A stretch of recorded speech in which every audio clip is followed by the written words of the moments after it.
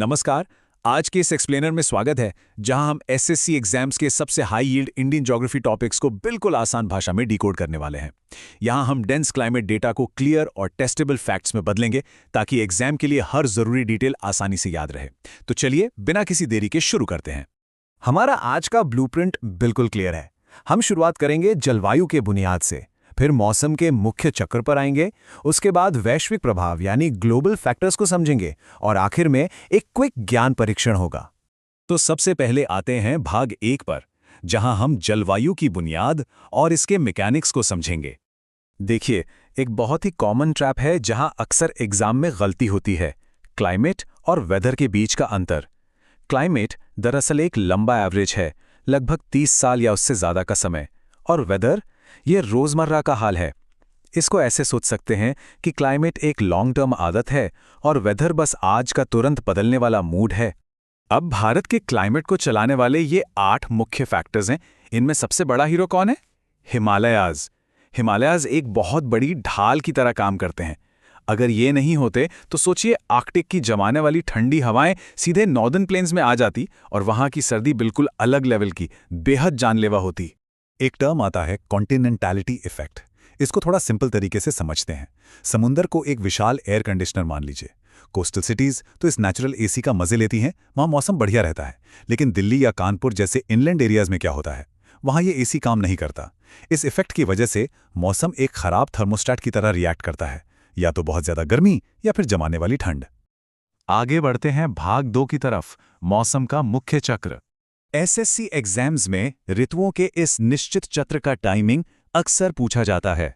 दिसंबर से फरवरी तक dry winters, मार्च से मई तक समर, फिर जून से सितंबर तक सबसे जरूरी मॉनसून सीजन, और आखिर में अक्टूबर और नवंबर का रिट्रीटिंग मॉनसून। इन एग्जैक्ट महीनों और इनके अनुक्रम पर फोकस रखना बहुत जरूरी है। अब आता है ITZZ, यानी इंटर ट्रॉपिकल कन्वर्जेंस जोन। नाम भले ही कॉम्प्लेक्स लगे, पर इसको एक बहुत बड़े एटमॉस्फेरिक वैक्यूम क्लीनर की तरह देखिए। गर्मियों में खासकर जुलाई के आसपास ये लो प्रेशर जोन नॉर्थ की तरफ गैंजेटिक प्लेन्स पर शिफ्ट हो जाता है, और किसी पावरफुल वैक्यूम की तरह ये मॉनसून की हवाओं को पूरे ताकत से इंडियन सबकॉन्टिनेंट की तरफ खींचता है, जिससे आखिरकार मॉनसून की शुरुआत होती है। एग्जाम के नज़रिए से ये लोकल रेनफॉल टर्म्स किसी गोल्ड माइन से कम नहीं है। पहला, महावत। ये वेस्टर्न डिस्टर्बेंसेस से आने वाली विंटर रेन है, जो राबी क्रॉप्स के लिए बिल्कुल अमृत है। फिर आता है काल बैसाखी, जो वेस्ट बंगाल और आसाम में प्री मानसून के टाइम आने वाली एक तबाही है। और तीसरा, मैंगो शावर्स, जो कर्नाटका और केरला में आम को जल्दी पकने में मदद करती हैं। इन टर्म्स को उनके स्टेट और काम के साथ ज़रूर याद रखें। मॉनसून के वापस लौटने का प्रोसेस भी बड़ा इंटरेस्टिंग है। रिट्रीटिंग मॉनसून के टाइम मौसम अचानक से ठंडा नहीं होता।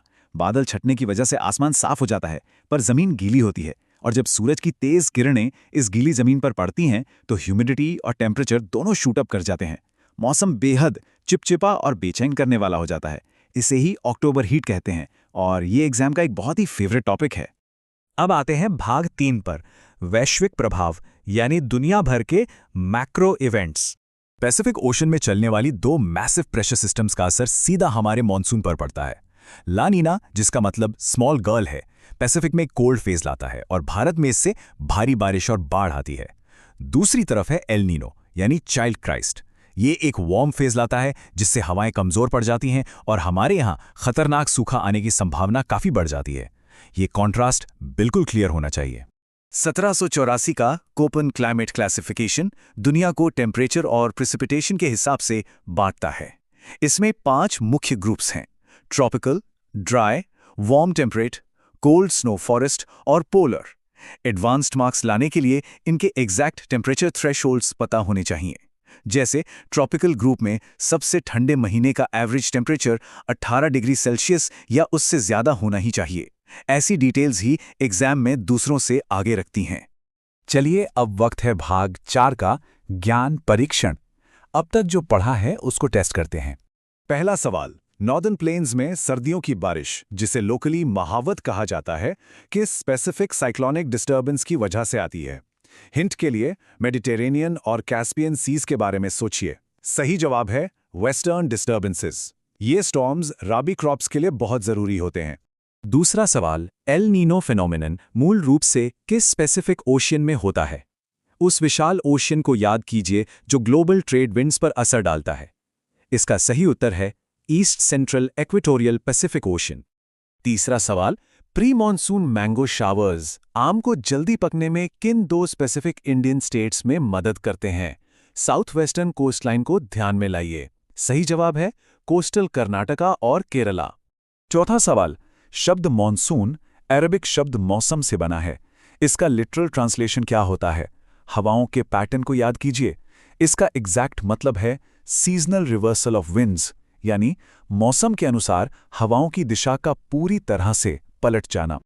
आखिरी सवाल, कॉपन क्लासिफिकेशन के अनुसार वो कौन सा क्लाइमेट ग्रुप है जिसमें हर महीने का एवरेज टेम्परेचर 10 डिग्री सेल्सियस से कम रहता है? क्लासिफिकेशन टेबल को याद करें तो सबसे एक्सट्रीम कोल्ड कैटेगरी होती है पोलर टाइप, जिसे टंड्रा क्लाइमेट भी कहते हैं।